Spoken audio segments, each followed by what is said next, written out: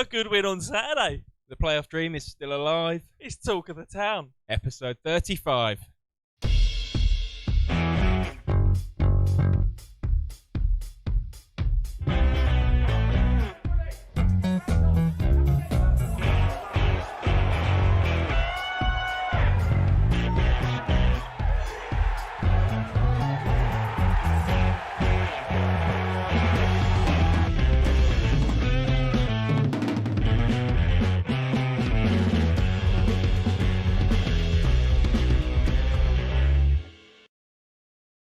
Welcome to the People's Pension Stadium for episode 35 of Talk of the Town. This evening, the Reds take on Salford. I am joined once again by a Harry who would never leave an important institution. It's Harry Maynard. Good evening. I just compared you to Prince Harry. No, yeah, but I don't know whether are we restricted in what we can and can't say about these kind of things. I think we should stick to the football. I think we're 35 shows in, and I don't think we've been restricted on saying anything so far. So say what you want. Yeah, you've been in the sea. I mean, I might do a Piers Morgan in a minute and walk off. If people aren't complaining with you running in slow motion out of the sea, I don't know where the threshold is. Strong start once again. Yes, welcome to the People's Pension Stadium. Just under an hour's time, the Reds will be playing a vitally important game. I'm saying against Salford, who are the season. I made that call last time and it didn't go well, so I'll leave it this time. But yeah, obviously, really important game. The Reds 6 points behind Salford in the league, and Salford obviously chasing a promotion spot, needing a win today to try and force themselves back into the playoff push. Of course, you can't be here this evening, but you can watch the game live at home on iFollow.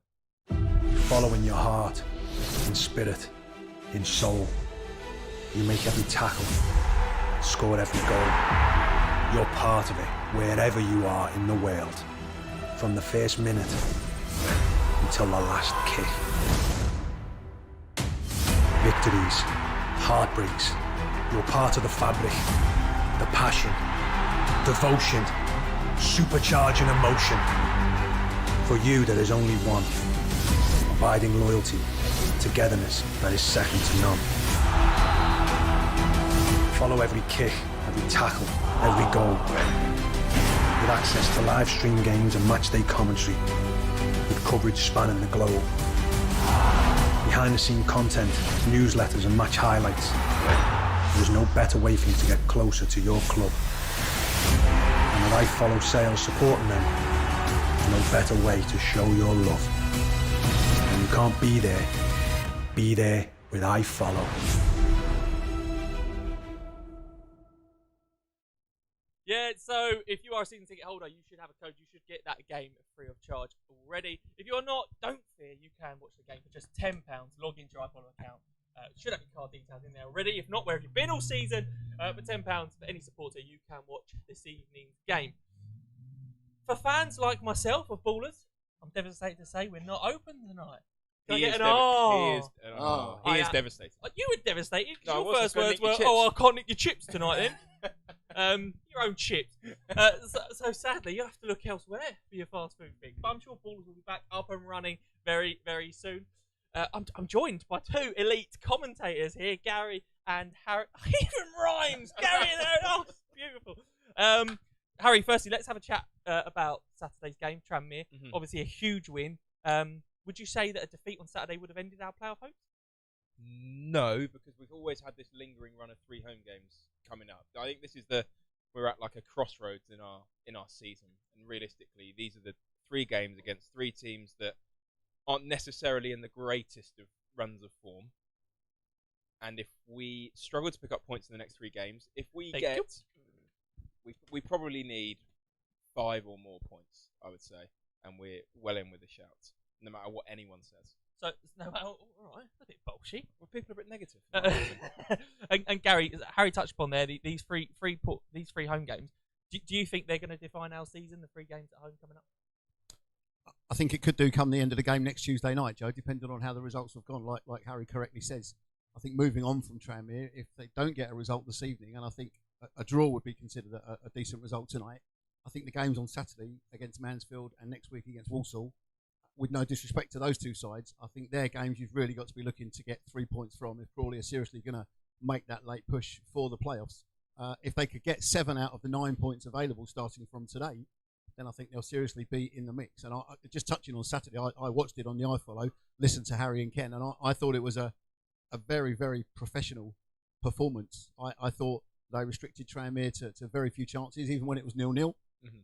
Crawley got the goal, a wonderful goal it was as well. But then I think even after that, the professionalism of keeping Tranmere at arm's length and restricting them to very few chances after that. Yes, Tranmere were missing Vaughan, as their top scorer, but that's going to happen during the course of the season. We sold our top scorer in January. You've still got to plough on. These things are going to happen throughout the course of a season. Yeah, I thought it was a great result coming into 3 home games. I was waiting for them to do something. And sometimes on an away game, especially when you're in front, you think, I think I said it at half time, didn't I? I said to you at half time, they're not going to be worse. Yeah, it turns out but I think it's testament to kind of the way we've matured as an away side under Yems, really. If you had said to me a year ago at the start of the season, yeah, you're going to win away at Forest Green, you're going to win away at Bolton, Oldham, Tranmere, I'd be like, you're having a laugh. So we've become such a tricky team to navigate for all the other sides in the division, whether that's here, but especially more so on the road. Well, you know what else, Joe? I think, sorry, just going on from that, I was thinking about it on the way here tonight. I think a victory like that on Saturday, and I don't mean this disrespectfully to any side, but makes games down here against Stevenage, where we lost, for example, Orient couldn't beat 10 men playing against 10 men for an hour. You could think of other games maybe where, going away to places like Grimsby, they did the double over us, didn't they? And as fantastic as it was to win at Tranmere, it just makes you frustrated that other games have sort of got away from Crawley. It sort of backs up what John's been saying all season, isn't it? About everybody in this league can beat everybody, and we've proven it. We're going away to Tranmere, third in the league at the time, winning. We're also losing at home to Grimsby and Stevenage, who are sort of typically struggle in the league. Gary, you're going to stick around with us just for a minute, but let's take a look at the highlights of that win away at Tranmere on Saturday.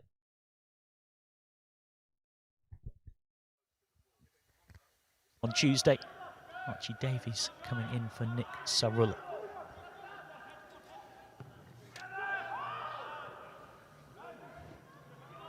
Hold up nicely, and now they can play off that.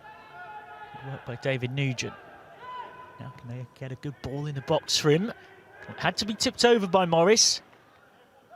Don't think it was a shot, really, but it worked out that way. Had to be dealt with. The game, and it's for the home side. Bad ball in, not cleared. Can they do just enough? Woolery back, and Morris had to be at his best. A fierce strike. Woolery trying his luck after the set piece wasn't decisively cleared. Put his foot through it to good effect. That would have been a great goal. They've lost their last 3 away games, Crawley Town, but that doesn't really quite tell the whole story. They'd won 3 in a row on the road before that. Last time they'd actually lost 4 away games in a row was back in December 2018, which in that run included a 5-1 defeat here against Tranmere. We'll be desperate not to repeat that today. So here come Rovers again, saved and then over by Nugent. It just hit him, he couldn't really do much about it.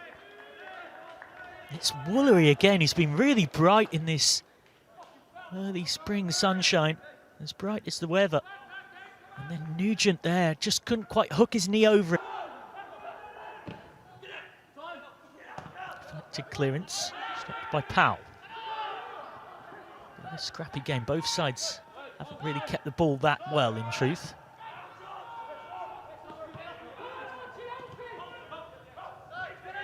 Davies again. Gets it back. Whips in a good cross. And just turned over. It's rightly applauded by Ashley Nadesan. A dangerous ball that nearly provided a breakthrough.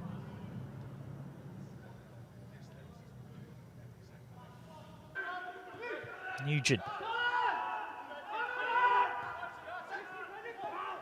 Given away in there by Spearing from the Liverpool man.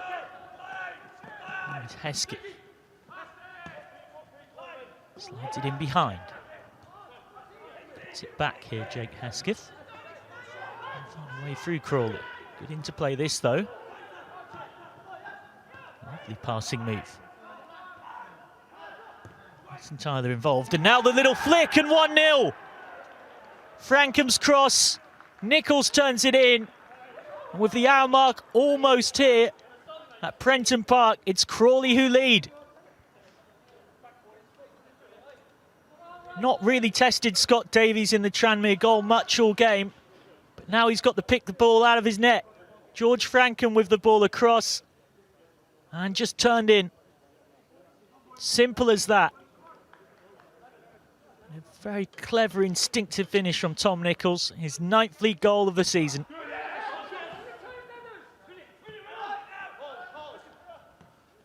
It's a really good move by Crawley for that first goal. Comfortably the best attacking move either side's put together all game.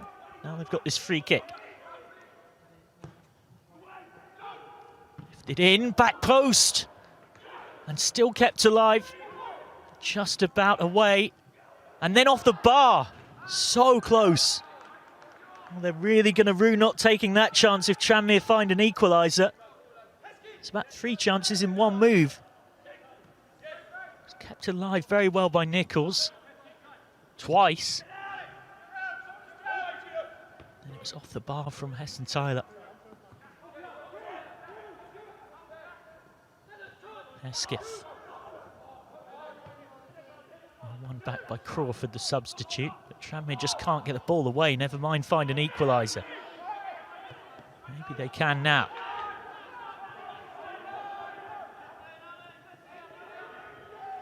Woolery has a go. Morris had to be alert, that was goal bound.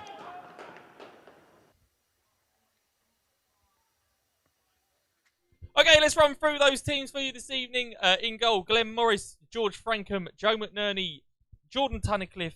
I try and read it. Are they all in goal?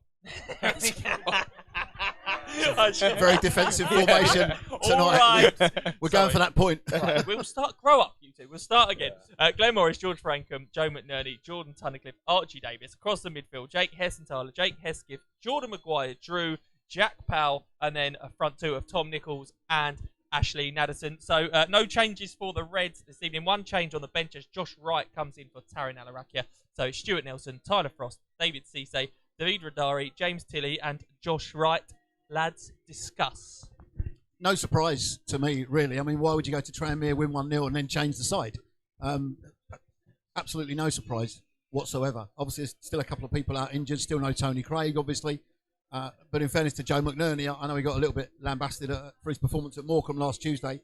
I thought he was phenomenal on Saturday at Tranmere. I thought he was great down here against Exeter. He's a fantastic defender to be able to bring in as a replacement for any central defender that's not available. I'm not at all surprised that it's an unchanged lineup. I think people would have been more surprised had there been any changes. I know, John's quite keen to sometimes tinker the side around, but when you've won 1-0 away at Tranmere, I don't see why you would have to change things. Why you would think about changing things. Let's have a look at that Salford team as well. I'm regretting it already because I've just seen the goalkeeper's name.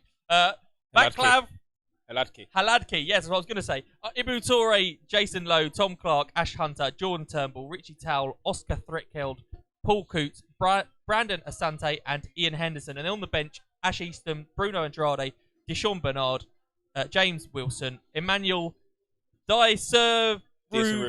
yes, Robbie Gotts and William Evans. Harry, you were boasting earlier on about how you've done a 15 fully brushed up. 15 minute segment on Salford. You mock me like you don't need me.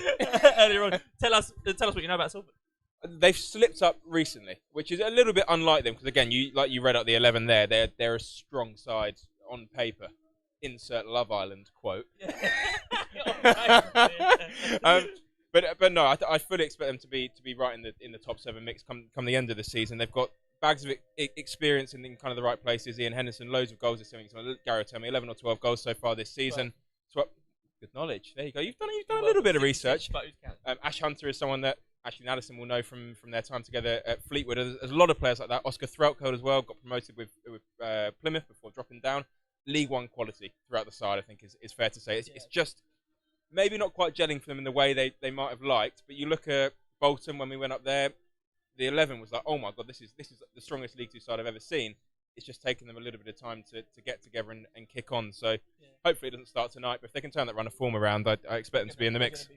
I think all season you sort of think, Salford are going to go, and they haven't quite yet. Gary, one thing that strikes me, looking at the benches, the strength. Obviously, James Wilson, he scored against us earlier in the season, a great goal. Bruno Andrade, obviously a top player at this level. They've got strength in depth, haven't they? Salford, the sort of players who can change a game off the bench if they're struggling after an hour. Yeah, they have, and they're a side in League Two, probably with one of the biggest budgets as well, and they've got the financial clout to go and do that. You look at how often they changed the manager since coming into the Football League. Scholes was there when we went there early in the season. That was only in October, wasn't it? And now they've got Richie Wellens in charge this evening, but they've been through about 5 or 6 different managers, I think, because the expectations are so high. That shows their intent, doesn't it? Richie Wellens obviously went up with Swindon last season, and they've gone out and taken a manager who knows how to win this league and knows how to get promoted. And they like that with players, they like that with their staff. Their intention very much is promotion, isn't it? Yeah, absolutely. And I think they'll be disappointed. Like Harry just touched on there, that they'll be disappointed with the little run that they've been on. Last 5 games, they've only got 6 points out of a possible 15. Crawley have got 9 points out of their last possible 15 available. We would say our form's been inconsistent at best. Yeah, exactly. You also have to keep an eye, Joe, on the fact that this coming weekend they play at Wembley in the EFL Trophy final of last season against Portsmouth. And you just wonder whether... I thought there might be a few more changes tonight, that he might be protecting some players before going to Wembley, because a red card or a bad injury for somebody this evening and suddenly their plans for Wembley are totally scuppered. Yeah. I think had they been in good form, I think maybe that's when they could have taken the foot off the gas in the league for a week.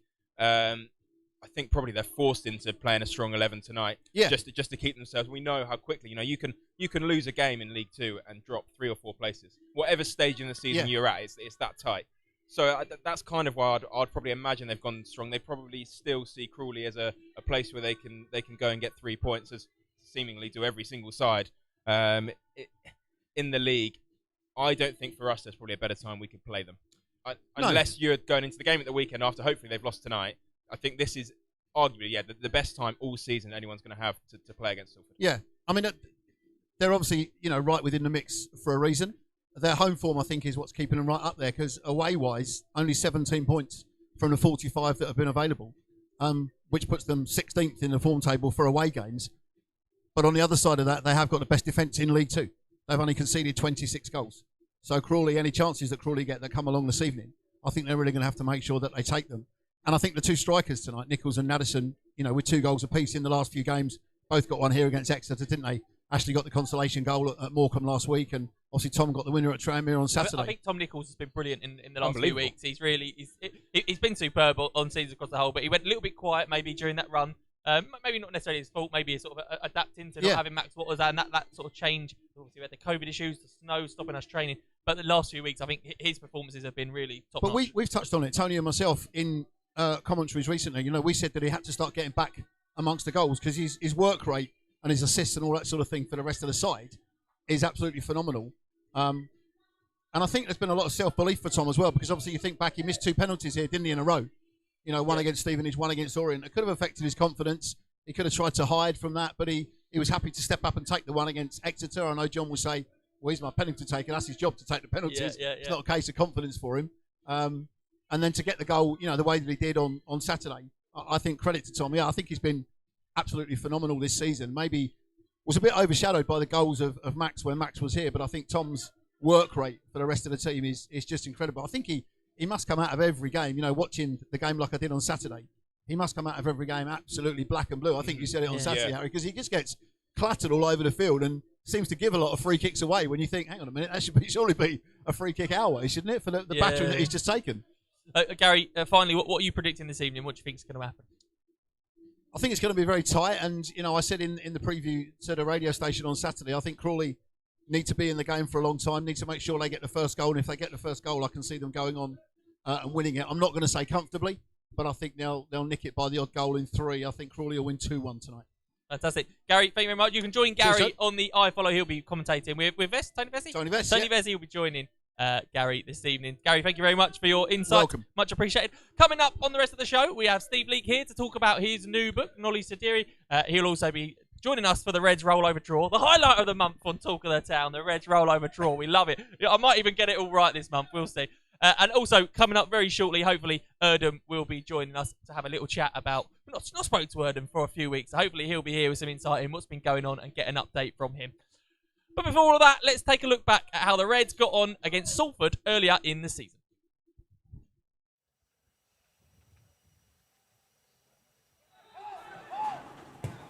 So, free kick, Powell takes. It's a deep one, it's a good one, and that's really the best chance of the game for Crawley so far. First time they've tested the goalkeeper. It's a decent one, isn't it? And it's the real first time that they've put that keeper under any sort of pressure. So 0-0 it was at half-time then. Crawley unbeaten in actual fact, not conceded in both their league meetings against Salford. Only league meeting here earlier this year in February ended goalless. Let's see if we can get a goal in this match though. Matthews, good play. Here's Lowe down the right-hand side. This is danger. It's a good block in the end. It needed to be as well. Matthews, he had a good first half. He was as dangerous as anyone, to be honest with you. When the ball went in towards Frankham, well, maybe Nichols will feel he should have got a shot on target. Only 3 wins in the last 16 at home, but only 1 defeat in the last 9. So Salford, although they're 7th in the league, possibly a little bit unlucky that Graham Alexander lost his job earlier in the season, but this is a shooting opportunity. Oh, what a goal that is! Really, really good goal from James Wilson. Well, there didn't seem to be much on, did there, when it came to him? He had defenders all round him. Nice little turn onto his left foot. That's a brilliant goal. What a way to score your 4th goal of the season, 3rd in the league. It's now 4 in 4 for Wilson.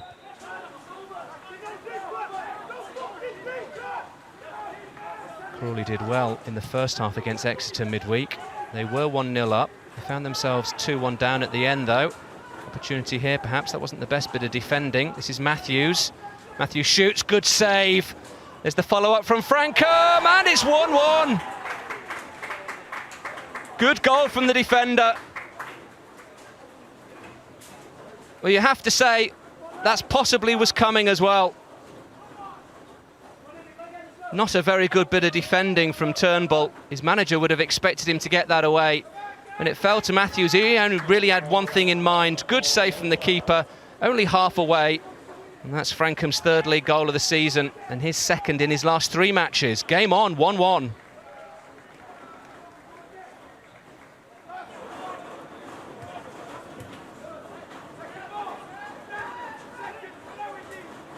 Paul Scholes will be hoping that his strikers can get him back into this game. Opportunity though for John Yems' Crawley Town. Clark just caught a little bit flat-footed. That is going to be a free kick. Booking as well for the defender. Ashford it was that was upended. The substitute, not been on the pitch long. It was a foul, definitely. So it's possibly Powell's right foot or Matthews' left foot. It's going to be Powell. It's a good free kick. It's a good save in the end. He puts his hands on his head, Powell. I think he thought that might have squirmed under the keeper. Let's see it again. It looked like it might have been Matthews' left. Powell takes it, and in these conditions, anything on target is dangerous. Yeah, keeper does well.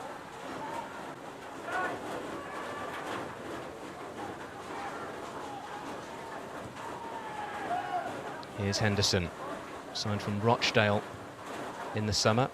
Double figures in terms of goals for him in the last 7 seasons, already 5 today. What his manager Scholes would give for a winner here possibly today. And goes the ball towards that 6-yard area. Dealt with though by Crawley. There's a wave of red shirts coming forward though. He'll be keen to keep that ball moving. Low to the right-hand side. Low again. Nice little interplay. Oh, and there's a squirming shot there. Well, Morris had to deal with it, turn it behind. That might have come off a defender, actually. Might have come off one of his own men. Let's look at this again. And the ball goes forward. Yeah, it was the defender's touch, wasn't it?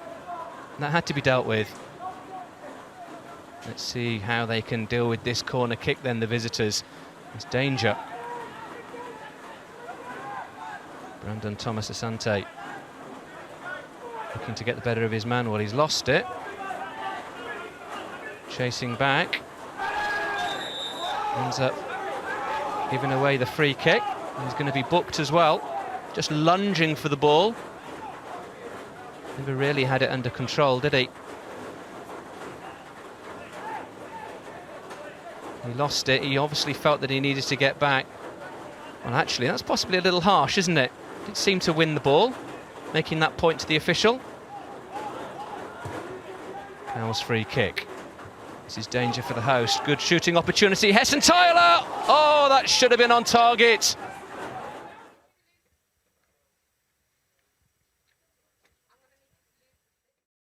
Welcome back to the People's Pension Stadium, where we are joined now by CEO Erdem. Erdem, how are you? I'm good, yourself?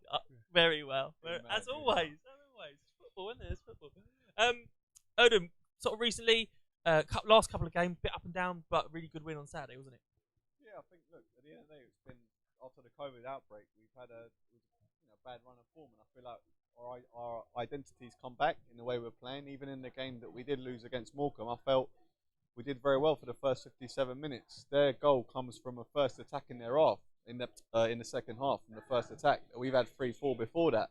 So credit where credit's due to them being a good side, but I've still felt like we gave a very good account of ourselves. I mean, I didn't watch the game, but the overriding opinion was that actually Morecambe had played well in the second half, and actually we hadn't played badly, we just didn't get the rub of the No, we were like the old Arsenal, just kept getting into the box and pass, just shoot. And that's where I think we went wrong, but we really did penetrate them really well in that game. But unfortunately, we couldn't get the result. But we go to Tranmere, and we've once again given a good account of ourselves and got the 3 points this time.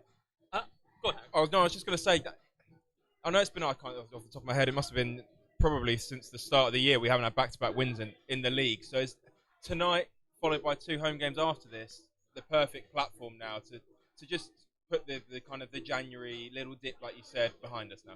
Yeah, you'd like to think so, and you'd hope so. I mean, I don't think with it away home it matters too much because, especially with no fans, I don't think so I either, mean, the most important thing is when we played Grimsby and Carlisle, I think it was back to back. We lost both games, and sometimes you think Grimsby can be easy on paper, and we should have beaten them, but we didn't. So hopefully we get something tonight, and the next 2 games, I think we're game for anyone. I really do. And nice not to be travelling because it's been it's quite the 10 days or so. Grimsby, Morecambe, and Tranmere all in a short while. The sort of thing people don't understand is, from the player's point of view, when you're travelling away from home, let's say you play away on a Tuesday, you then travel back. You don't get home till some of our ways are like 2-3 o'clock in the morning on the Wednesday. So your Wednesday's off. Your Thursday really you could lose, and then we've been travelling again on a Friday, and you sort of think actually you've had Thursday on probably still hangover from the late night on Tuesday. People don't sort of see the effects of the travelling really. Yeah, so it's not easy. It's a lot of miles to do as well. I suppose every team has to do it, but when it's back to back and you've got Morecambe and then you've got Tranmere, to be fair, I think the lads have performed very well in both them games. So hopefully it's momentum as well, and it's the business end of the season. I'm glad to see where we are. I don't want to make excuses, but I do believe that COVID affected our form, our momentum, and also the adaptation of the January signings. I do believe that. Yeah, one of those signings was Jordan Maguire, Drew. Yeah. For me, the last few weeks, he's really improved. I think it's sort of a relatively, maybe a bit harsh, a relatively slow start, but he hadn't been playing a lot of Leighton Orient, so he was probably not at full fitness. But the last few weeks, we've really seen what we can do, and particularly his quality of crosses into the box. Second to none. No, look, it's quality, and I think, look, at the end of the day, you've got to look at the reality. Since he's come here, the Leighton Orient manager's been sacked, which says a lot, because they've lost probably a player who's got 7-8 goals last season. They could do with him. And Josh Wright as well. Yeah, Josh, yeah. I mean, these two are good, both 2 good pedigree players. They've taken, I mean, obviously, with the COVID, the momentum being slowed down, it's taken a bit of time to adapt. But Jordan is someone that wants to be here. And I see him in training, and he's always buzzing, and I think he loves Crawley Town, which is fantastic for us. Because he wants to give us a good service, because he's a local lad.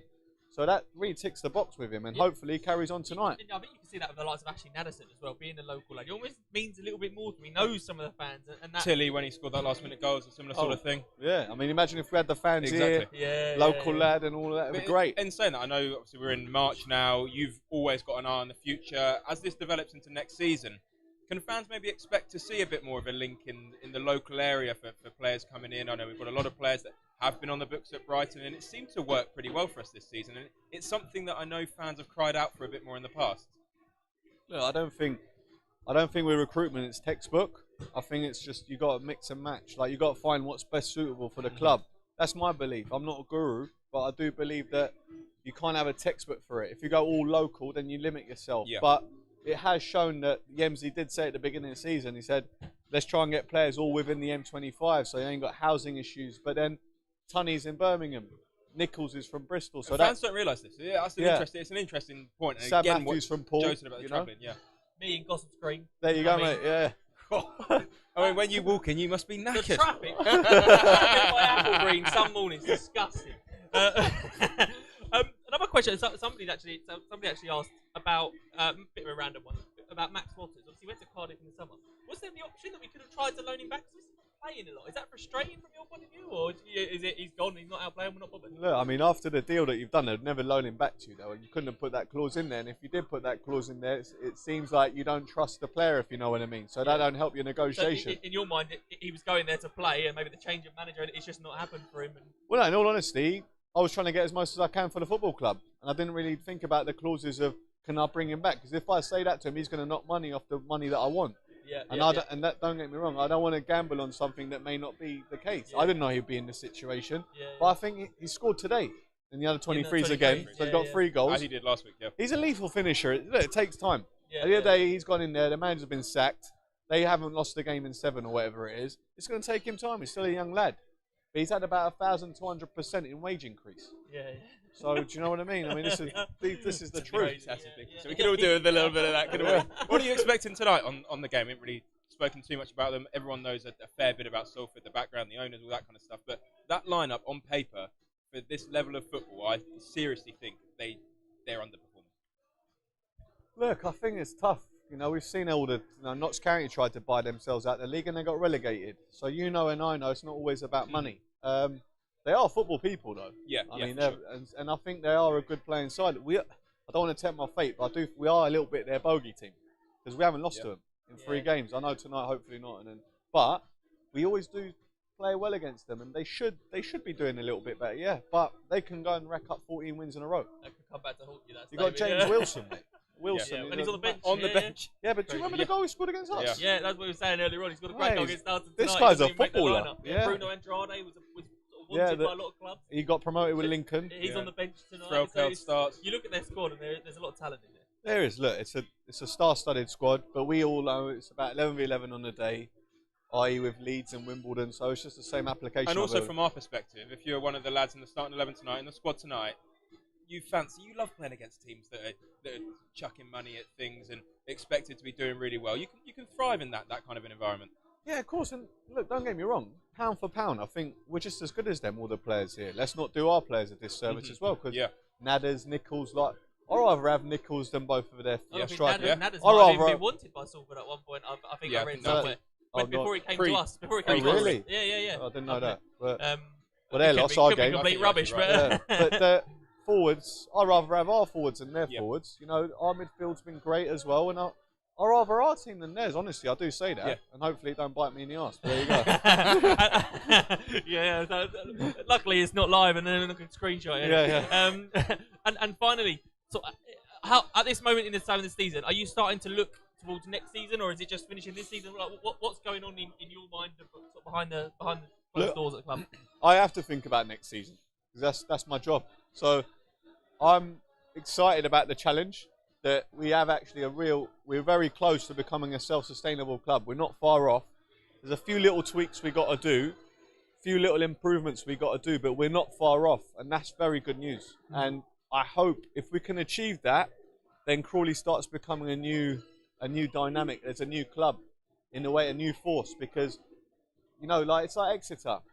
they can hold on to their players like Jay Randall and Randall Williams. They've stayed because the bids weren't good enough for them. Yeah. But they've got X million in the money bank. in the bank. He Yeah. can sit there knowing he's got 7 years of cash flow is covered.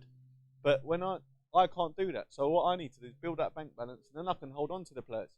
And it's a different ball game. So that's the biggest challenge for Crawley, because let's be honest, it's not, football is great, but people don't always want to keep putting in money. It's not realistic. There's no business acumen to it. You end up like Notts County. You just go into administration in the end because you run out of funds. I mean, in that scenario, that other businesses fail, and then that impact. Yeah. Ultimately, these people are funding their football clubs from their other businesses. Exactly. As well, Yeah. So it's a big challenge for us, but I'm excited by it, and that's where my thought processes are at the moment. Fantastic. Anything else? No, I thought No, brilliant. thank you. We'll end on that. Thank you very much Thank you for very much. joining us. Earlier in the week, Sam Gadsden or Tom Cameron caught up with Tom Dallison to have a discussion on how his injury is going.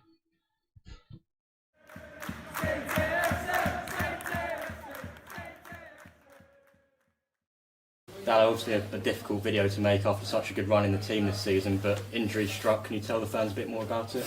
Yeah, in the Colchester game, just blocked a shot and a forceful impact, and I've got a grade 3 tear on my ATFL ligament. If that, it's just a ligament in my ankle that I've torn basically. Already seen a consultant, so been really lucky and fortunate that we've got a good physio team here, with Harry and Luke and the rest of the guys. So things were done pretty quickly, which is always helpful. Already seen a consultant up London last Wednesday, and got an operation booked next Monday. So probably the end of the season for me I'll be lucky to get the last 2 games, to be available for the last 2 games. But I'll just concentrate on the rehabilitation side now and get back as soon as I can, in the best shape I can as well. Obviously it's difficult, but we have to focus on the rehab now and be positive, I guess, going forward. Yeah, it's part and parcel of the game. I know I've been in this situation before, and no doubt it probably won't be the last time. It's just part and parcel of the game, and these things happen, and when they do, you have to stay positive, and I still feel I've got a role to play around the lads, and then be positive, and still be in the change room with the lads and help people out. So, there's still a role to play, and as I say, I just got to concentrate on getting myself back as best as I can now, as quick as I can. But there's got to be positives to take from the season and some real progress made. You became a real figure in the team at left back and centre back this season. Yeah, it's been a seasons of up and downs, as a lot of seasons are.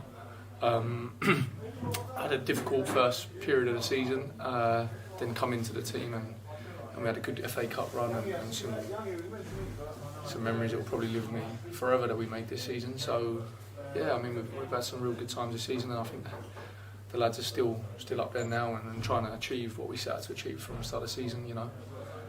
Got a tough run of games coming up, but just looking at the last game, Tranmere away, a brilliant performance, good result. So lads are doing really well, and the atmosphere around the camp's really good. So I'm just trying to be positive and not let my injury bring the atmosphere down too much. Cheers, Dano. Thank you. No worries.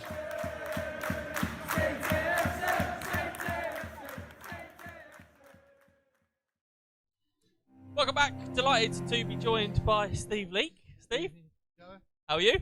fine, thanks, mate. Good. Keeping busy. Yeah, writing books. Right. Oh, Leads right on. perfectly on. Yes.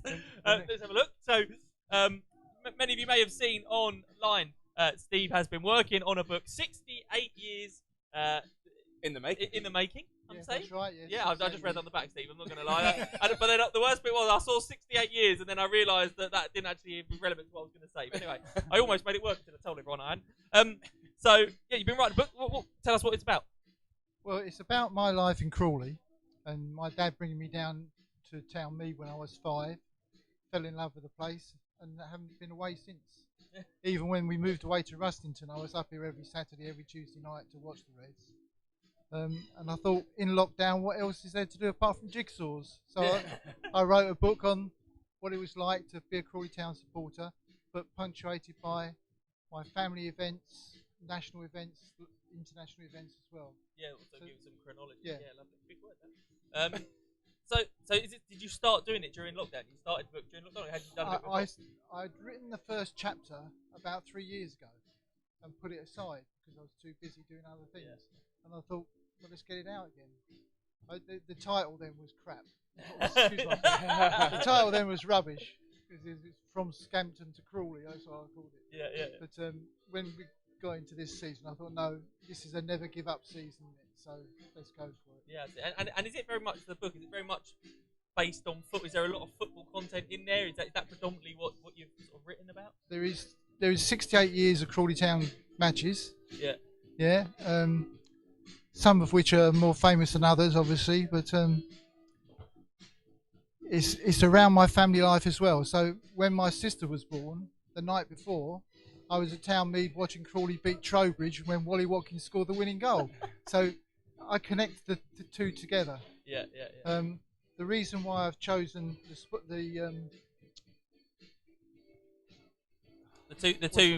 the royalties are going. Where the royalties are going. I chose SANS because that's the Stillbirth and Neonatal Death Society. Yeah.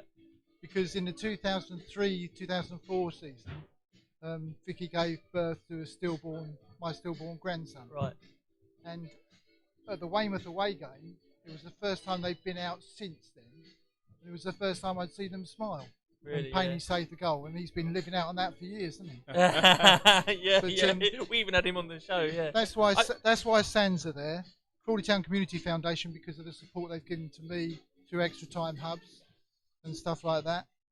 And SANS are actually going to put this onto their website as well. So hopefully that will increase sales. But we've already sold 107. Which is incredible, isn't it? Really, when you think of that. And at one point, it was 11th in the football biographies section. At one point. You spoke about some of your personal connections to games throughout the book. As a fan, I know we've got the United, the promotions, and what are a couple of the top games that really stand out for you personally as a supporter of the club? Well, as I just said, the Weymouth away game has to, because of the family connections with it, and Payne saving that, and the Weymouth documentary that was on at the time as well. I remember it, Steve Claridge, where we never got a mention, did we? Virtually.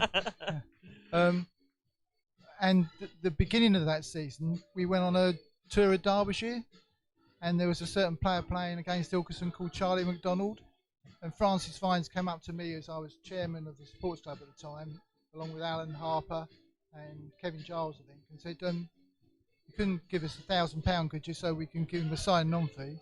And we said yes, because he was outstanding. Great decision, Steve. He won us a promotion. He won us a promotion, didn't he? And is that in the book? Yes. So that's I never knew that. And obviously Charlie Mack was great. I always find we're talking about that era, Steve. And you said you go to Man United, the Derby game, the Football League era. Love it, of course. But for me, maybe because I was young, and that was when I really started loving Crawley Town. Terrace. Yeah, and the people, the old ITC behind the goal, and people like that. And for me, that was when I really fell in love with Crawley Town. That sort of 2000, early noughties, and that team in particular, the 03-04 team that got promoted, and then the sort of the conference games. So that would personally be my favourite era. It doesn't mean it was the best team I've seen or the best game, but that for me was when I would go, that was my favourite time watching Crawley. Yeah. Do you have a favourite time watching Crawley? All the promotion seasons. I mean, 68, 69, that's going back a bit. Yeah. We had a player there who scored 38 penalties on the trot. Really? And he missed the 39th one. That was Roy Jennings. And he never, no pace on it at all. He just hit the stanchion every time. And that's the only person I've ever been able to watch take a penalty. Yeah.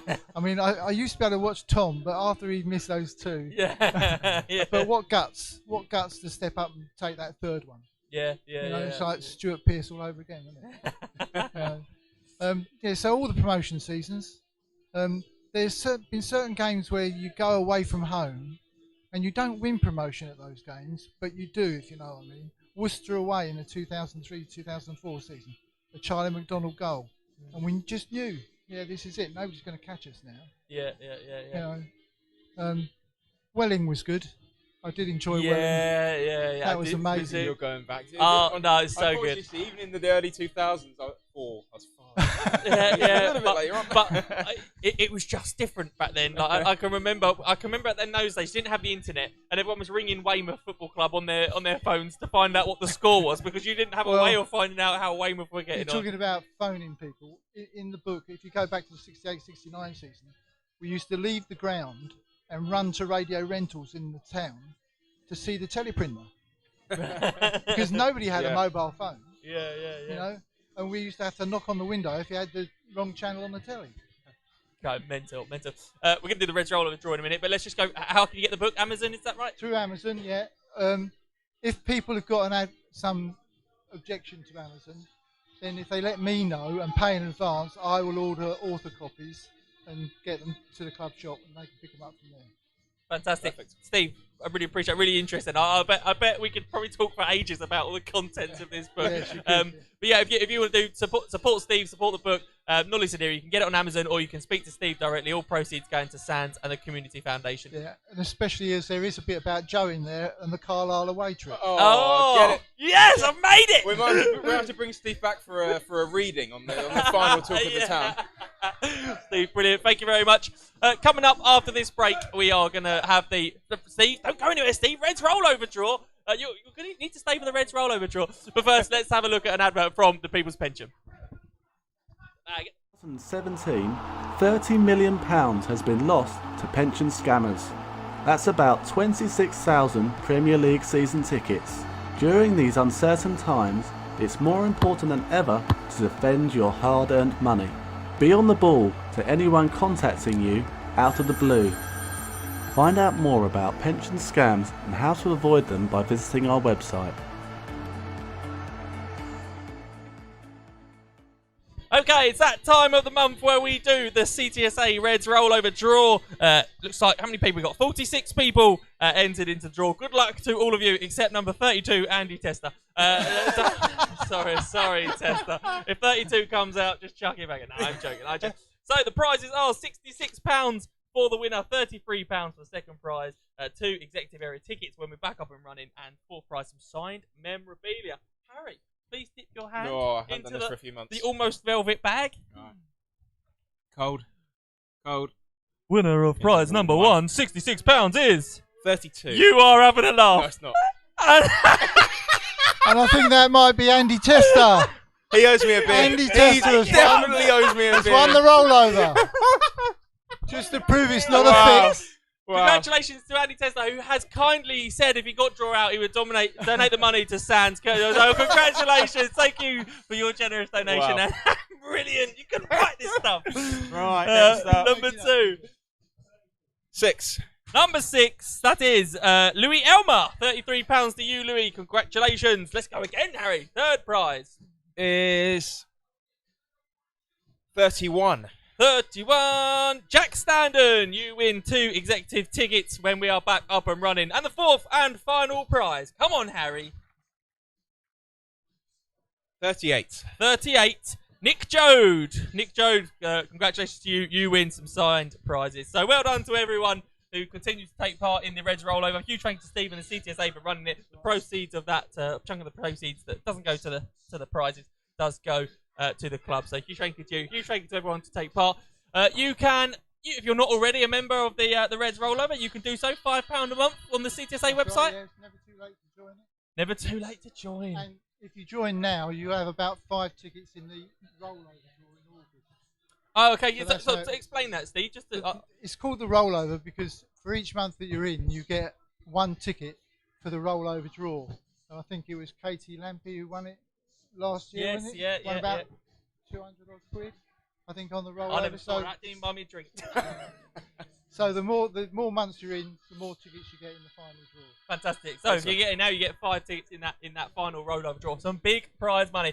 I've just looked over my shoulder and there's no players. I'm thinking, yeah, it's probably about past. Today's show's going mental.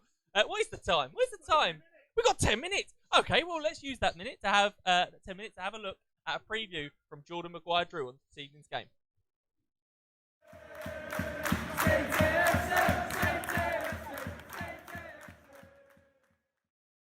Jordan, thanks for talking to us. First of all, it's Salford tomorrow night. How are you and the lads heading into that one? No, I'm feeling very confident. We seem to get into a bit of a rhythm now. Even against Morecambe, we played some real good stuff, but just didn't take our chances. But I thought Saturday was a very good away performance, and then we've got to take all the confidence we got from Saturday into tomorrow night. Yeah, it was a great game on Saturday, and another 85 minutes for yourself. You've been getting in some real good minutes recently. Yeah, no, it's nice. It's nice to get into a bit of a flow now. Start to show people what I can do. I'd like to add some more goals and assists, obviously, but I feel like I'm playing well, so I just want to carry on that. You're getting the chances, and it seems like the goal probably isn't that far away, to be honest. No, I feel that. I do feel like once one goes in, it's like hopefully it'll be a bit of a snowball effect. But no, we'll have to. Hopefully that happens tomorrow. It's obviously been a while since we spoke to you last. How have you settled in over the couple of months? No, I loved it. Like, the boys have taken to me like real well. I love them training and really enjoying it. So I'm looking forward to the running now. You obviously impressed your teammates. You've impressed the fans as well. You were voted the Player of the Month for January. How does that feel? Sorry, February. No, but I'm delighted. Obviously, it's just nice to be like rewarded with good performances. So I just want to carry that on now into this month, and then hopefully if I do well, then the team will do well. Yeah, I can imagine it's a good feeling knowing that the fans have got full faith in you. I think you've only missed one game since you've sort of started. You've had some minutes, whether it be off the bench or starting, so you'll just be looking to continue that. No, 100%. Like I said, I just want to start to show what I can do, and now I just want to add the fine tuning into my game, like the little bits that the goals and assists will come. Thanks, Jordan.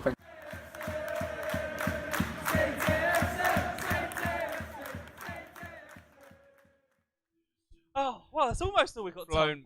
I haven't even got through some of the stuff we'd planned for the show. But it doesn't matter anyway. So it was goal of the month. So I can confirm someone has won goal of the month for February. That is breaking news here on Talk of the Town. Someone has won. So congratulations to them, whoever that may be. Harry,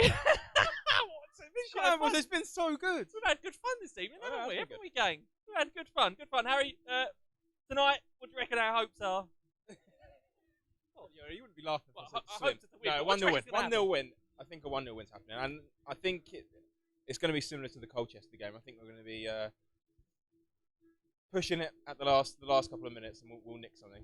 Maybe a Joe Mack header. We'd love a late win. And Jordan, what do you reckon the score's going to be? No one cares. Thank you very much for joining us once again here on Talk of the Town. We're back at home again. We're happy because we haven't had to travel flipping miles this evening. We're back at home again on Saturday. We are home again the following Tuesday. Thank you for joining me. Harry, thank you for not doing a mix hit on me and leaving. All that's left for us to say is... Come on, you Reds! Come on, you Reds!